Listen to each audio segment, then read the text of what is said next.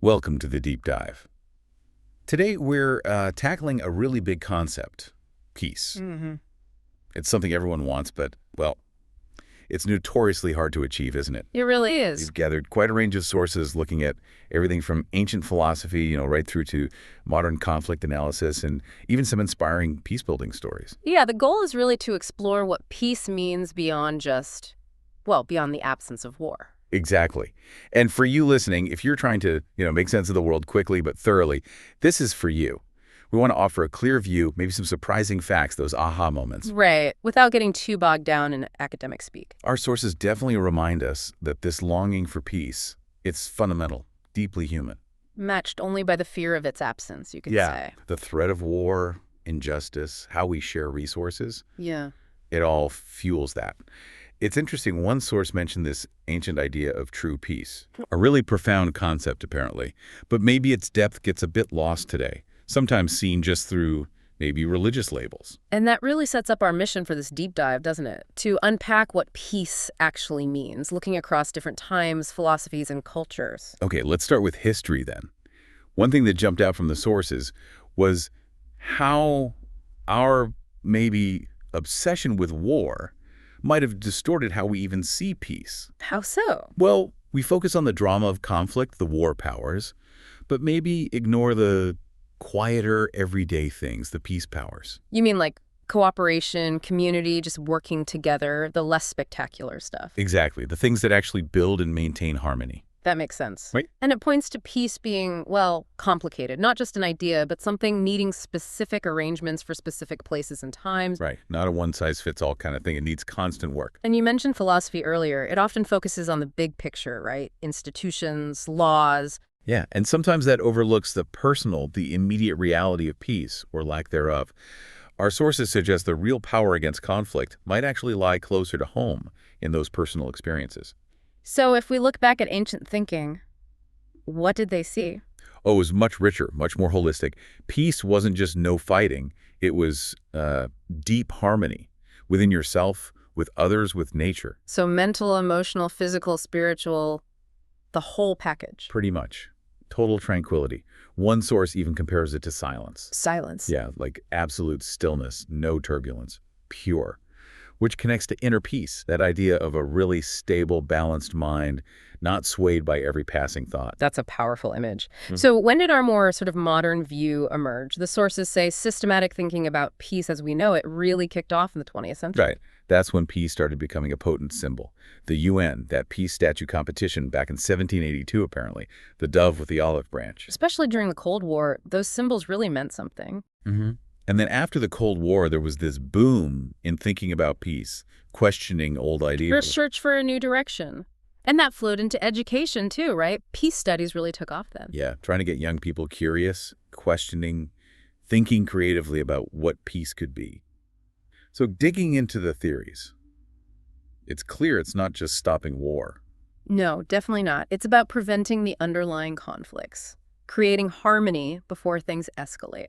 The word peace itself is a bit slippery, though, isn't it? It is. It can mean anything from just a pause in violence to, like, active collaboration. Which is why that distinction one source makes is so important. Yeah. Between true peace and false peace. Explain that a bit. Well, true peace is linked to justice and equity, an open system where society can grow. False peace might look calm, but it's really a setup favoring those in power. A hegemonic order, they called it. So the presence of justice is key for true peace. Exactly. Which leads straight into that classic tension. Realism versus idealism. How do we actually get there? Right. History is full of peace treaties, followed by more war. The realist perspective might say that's inevitable. Underlying issues like profit, power, class struggle, they don't just disappear. They might see peace as just a temporary breather, hard to keep, maybe even costing us some freedoms. And the past casts a long shadow, like the sources mentioning the Vietnam War's lingering impact. And that's saying no peace without justice. How strong feelings about past wrongs can fuel desires for revenge, making peace even harder. But then you have the constructivist approaches. Which see peace differently, more like something we actively build. Exactly. Like how we construct knowledge and learning, we construct peace. So peace education focuses on creating spaces, pedagogical sites, where young people explore it for themselves. Like that Peace Corner example, where kids learn about figures like Martin Luther King Jr., but figure out the meaning for themselves. Precisely. It trusts their capacity to connect with nonviolence without rigid mandates. Student agency is key. So, thinking about the different dimensions, we often default to peace, just being the opposite of war, right? A static state. Yeah, the simple absence of conflict. But we know it's more. It's also about feeling psychologically safe, having basic needs met. A society at peace has more potential to develop positively. Definitely. And then there's personal peace. Crucial for individuals, especially with so much global conflict. People try to find it, don't they? Travel, meditation, but sometimes it feels fleeting. The sources suggest we need deeper roots for personal peace. Tapping into an inner strength, an engine we often suppress. Oh, By fully experiencing the world, but then stepping back, reflecting. Meditation is often mentioned as a key practice here. okay. And what about social peace? The end of the Cold War didn't exactly usher in global harmony. Far from it. Conflicts, social issues persist. But one interesting development mentioned is the rise of what they call CSOs, counter-sovereign organizations. Like Doctors Without Borders, Amnesty International. Exactly. Groups operating outside state control, tackling global issues, they potentially offer people a different kind of agency. And there's that idea of a post-work world, too, with robotics changing things. Another layer to social peace. Then zooming out to global peace, the sources talk about negative and positive peace. Negative peace being just no war, stopping the fighting. Yes. The cessation of armed conflict. Absolutely vital for immediate safety, obviously. But positive peace, that's the bigger picture. Much bigger. It uses the space created by negative peace to address the root causes of conflict, building a just, equitable society. So improving infrastructure, economy, education. Right. Dismantling structural violence, promoting nonviolence actively. It's about creating potential, enabling new relationships. Peace as the good, one source calls it. It sounds much more complex than just stopping a war. Definitely. As one historian put it, peace is more complex than war. Now, thinking culturally, how do different perspectives shape this? There's that tension mentioned, amazing scientific progress, but we struggle to use it peacefully. A core problem for humanity, yeah. Dialogue and education are framed as essential here. And we need to be careful not to create false divides, right, between different approaches. Absolutely. Eastern philosophies, for example, offer incredibly rich ideas, often emphasizing moving beyond the ego, seeking enlightenment as a path. Like in Buddhism, where peace is seen as a kind of transfiguring experience. Yes, aiming for enlightenment. You see echoes in Zen aesthetics, that simplicity and calm. Contemplation is key, a direct understanding that's hard to capture in words. Interesting. And in the West, the sources noted a relative lack of focus on, say, architecture and peace. Yeah, surprisingly little engagement from architects on that specific connection, apparently, an area needing more thought. And indigenous views often make that distinction again, true versus false peace. Right. True peace affirming dignity, rights, needs, ecology, concern for others, contrasted with a false peace of just maintaining the status quo, indifference, even corruption. Often linked to a holistic worldview, isn't it?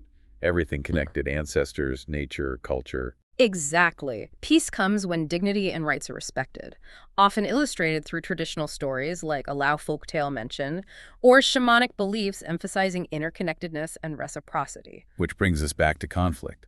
It's impossible to understand peace without understanding conflict, right? Absolutely. Just seeing peace as no war isn't enough, because social tensions can still simmer. And fundamental change almost always sparks some conflict. So you have to understand conflict to understand peace. And historically, peace itself has played a dual role. How so? Sometimes used to oppress, keeping unjust systems quiet. Other times, it's the result of revolutionary change for the better. Sources talk about different types of conflict, too. Clashes over values, interests. Conflict is just inherent in human relationships, really, even in our foundational stories. And then there's intrapersonal conflict, the struggles within ourselves. Right. Frustration, uncertainty, conflicting desires. And understanding those helps us think about resolution. How do we shift relationships from conflict to something better? Various strategies mentioned. Avoiding, accommodating, compromising. Contending, collaborating. The best approach depends on the situation, the desired outcome. Different modes for different contexts. Okay, let's shift to the psychological angle. Peace isn't just external conditions, it's internal too. Hugely important. True peace requires considering the psychological scenarios. Wars often have long psychopolitical buildups, mistrust, frustrations simmering. So we need processes that genuinely change perceptions, allow reconciliation, protect dignity. And the people affected need to be agents in that process, not just recipients. It involves introspection, dealing with past hurts, individual and societal change. The role of neutral mediators, developing ways to step back and see the bigger picture, those second-order narratives, sounds crucial. Definitely. And that connects directly to mindfulness and inner peace. Being present without judgment, leading to wisdom and peace now. Exactly. True peace isn't just a future goal, it's finding the conditions for happiness in the present moment. Mindfulness helps cut through the worries and desires that obscure that. It involves effort, focus, awareness of body, feelings, mind. Yes. And we also have to talk about trauma. Especially its impact on children and youth in conflict zones, often overlooked in peace deals focused on politics and basic needs. Their trauma, direct and indirect, is significant. The end of fighting is just the start of rebuilding trust. So achieving real peace demands attitudinal shifts, a new peace-based way of seeing society. And crucially, addressing collective trauma. Unprocessed trauma can just keep fueling cycles of violence. It has to be dealt with for true peace to take root. Which leads us naturally to peacebuilding efforts. The UN's role expanded significantly after '92, didn't it? Yeah, beyond just peacekeeping troops, humanitarian aid, restoring administration, creating conditions for sustainable peace prevention, peacemaking, peacekeeping, peacebuilding, the whole cycle. Post-Cold War saw major interventions, Somalia, Liberia, Yugoslavia. But not without serious challenges and criticism. Rwanda, Bosnia. Those events led to tough questions about what peacebuilding actually is and how effective it can be. The definition itself is doubted. It's not just top-down efforts, though. Community initiatives are vital, too, right? Absolutely. Creating that safe haven feel, harmonious social life. Peace is for everyone, not just scholars. It's about people feeling safe, having their voices heard, finding nonviolent ways forward. Concepts like perceptions of peace, space, safety become really important at that local level. And international bodies still play a role, pushing for justice, trust, security, making sure treaties are implemented, even if permanent global peace feels like a massive, perhaps unattainable goal. They're seen as crucial for coexistence, despite our differences. And education underlies so much of this. Yes, the sources really emphasize peace education, its main purpose. Teaching a culture of peace, forming peaceful mindsets. Enhancing mutual respect, trust, understanding. It's key for development, too. Curriculum is where it starts. Studies show students might know about peaceful coexistence, but it's not always deeply integrated into lessons or activities. So recommendations include explicitly adding peace objectives to syllabi, mainstreaming it across subjects, giving it enough time, updating related subjects like family life education, And boosting those co-curricular things, debates, drama, clubs where conflict resolution skills can be practiced. Exactly. Peace education programs are intervention strategies. Well-resourced, they can have a huge impact. There's a process involved, isn't there? Creating safety, processing events non-linearly, building self-understanding, confronting myths, considering other views. Creating a new shared identity. But critically, you have to assess if the program fits the context. Underlying violence can just undermine the whole effort. Now the media, its influence is massive, isn't it? Immense. How things are framed shapes public perception and response completely. The presentation of the case, as one source put it. Media narratives often assign moral qualities, good guys, bad guys, which drives how we react. So developing a peace story, emphasizing peace as the desired outcome, can be a powerful first step in prevention. Popular culture, local media, they shape behavior unconsciously too. They can make war seem visually infeasible, help manage confrontation in acceptable ways. Are there positive representations of true peace out there? Some, especially in literature dealing with mass violence, but they're underdeveloped apparently. True peace is deeper than just no military conflict. Think of historical peaces. Versailles, Munich, they highlight how tricky definition is. And focusing only on war means understanding it as a process, outcome, and project. Conversely, negative stereotypes are everywhere. Harmful framing of groups. Like the examples given. Blacks are criminals, Jews are cheap, awful stuff. Awful. Though one source made a complex point about negative stereotypes, sometimes offsetting overly narrow positive ones, like rigid gender roles, a tricky area. Okay, what about the environment? How does that connect? Environmental peace is linked to true peace. Dealing with the aftermath of violence often involves the environment. Discarding myths of revenge is part of grasping a finer sense of peace. Most people just want a life free from fear. Right? That shared experience is the essence of peace. It's an ever-renewable process, but also fragile. Peace and violence aren't always mutually exclusive. Peace as mere absence is fleeting. And climate change is a huge factor now. Definitely. It impacts society, influences conflict through social and political routes, food, water, migration. Research is urgently needed to untangle those links. There's consensus it plays a role, but debates on methods and mechanisms continue. It interacts with existing socio-political contexts. And this connects to the Sustainable Development Goals. Young people are seen as crucial agents for change here. Their idealism, energy, networking skills. Using social media for good, their aspirations are clear. A world without poverty, hate, conflict. They want citizenship, democracy. Pledging to engage leaders, tackle climate change, promote equality, fight corruption. And calling for real partnerships, a seat at the decision-making table, not just token involvement. Which brings us squarely into the digital age. Social media and peace, good or bad? The big question. It's a double-edged sword, clearly. Speed and reach are amazing for raising awareness, connecting movements. Amplifying peacemakers' voices. But it also fuels violence, spreads hate, fake news, online radicalization. Holding the big platforms accountable is tough.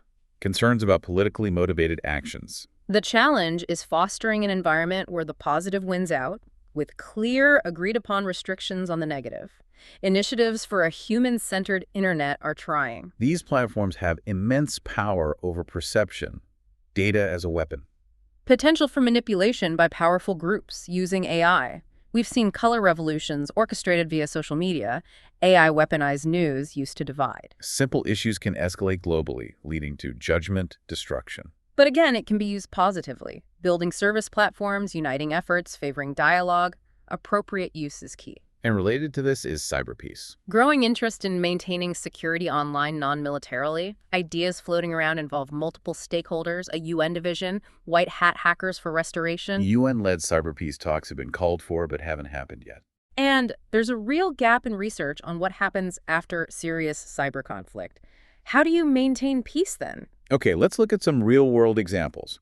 Peace initiatives in action. Using art is one interesting approach. Collaborative art making with youth affected by conflict in Jordan, for instance. What did they find? Empowerment, community building, collective engagement, basic foundations of peace being built through art. Peace seen as something constructed, individual, and acted when basic rights are exercised. And successful peace agreements. Yeah. They're crucial, right? For legitimacy. Essential precondition for moving from war to peace. But paradoxically, many fail. So we need new approaches. Traditional mechanisms, democratization, security reforms sometimes fall short. Peace agreements are living documents. They need implementation. They're integral to maintaining that negative peace, at least. What about lessons from failures? A key one. Efforts fail when true peace tenets justice. Rights are ignored just to get a deal, any deal. People want justice with peace. Like the Sierra Leone example. Prioritizing power sharing over justice, legitimizing violent actors. Exactly. Or Afghanistan, where initial focus on true peace principles got sidelined for political items, delaying progress. And sometimes, factions genuinely seeking true peace might act in ways that intensify conflict if their vision clashes strongly with others. It's complex. So looking forward, future directions in peace studies. Peace is framed as the most important issue for the 21st century. Peace studies doesn't give easy answers, but invites us to keep asking, what is peace? Where should we be going? It has key characteristics: value-oriented, interdisciplinary. Contextual, critical of power structures, and praxis-oriented, aiming for action. Emerging trends. Renewed focus on the concept of peace itself, which got a bit neglected after the Cold War and 9/11. Yeah, understanding the conditions for peace. Also looking at why peace efforts stall those unmet preconditions for negotiation. And warnings about ongoing conflicts like the Mexican drug war, potentially destabilizing neighbors, needing root cause solutions for a contagious peace. Interdisciplinary approaches seem vital. Absolutely. Just hoping for peace isn't enough. We need credible proposals to transform conflict. Formal arms control needs to happen alongside non-formal peace building at all levels. Considering social, cultural change needed to support agreements, the state's role in shaping attitudes is huge. Rules of debate need to be set and honored. Actions speak louder than words. Respecting agreements civically. And remembering the past always influences the present. Okay, so wrapping up this deep dive, peace is definitely more than just no war. Far more. It's incredibly complex, multifaceted, deep historical roots, diverse theories, cultural variations. It touches everything: personal, social, global. The big takeaway seems to be that it's a dynamic process. It needs constant effort, understanding, justice. It's a journey, not a destination. Well put. Continuous effort at every single level. So for you listening, maybe the final thought is this. Which aspect of true peace that we've talked about really hits home for you?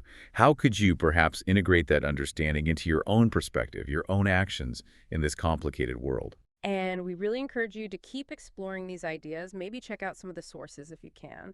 Your own deep dive is just as important in this ongoing pursuit of a more peaceful world.